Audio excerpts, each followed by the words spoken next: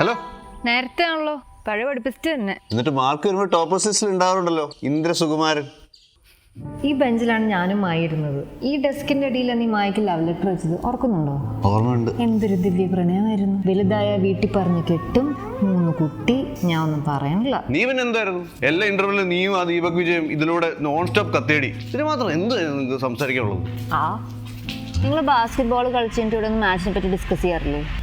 അന്ന് ഞാൻ നിന്നെന്തോരും വായി നോക്കിയിട്ടുണ്ടെന്നറിയോ? എന്നെയോ? നീ ആയിരുന്നു ഫസ്റ്റ് ക്രഷ്. നിനക്ക് പിന്നെ മായന മതിയല്ലോ.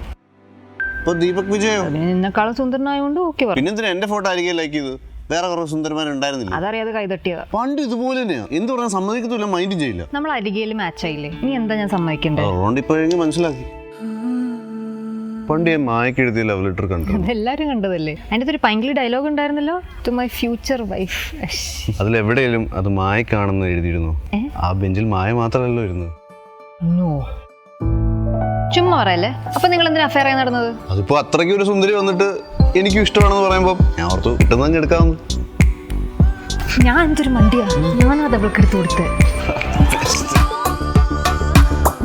Download Arike, where Malayalis date.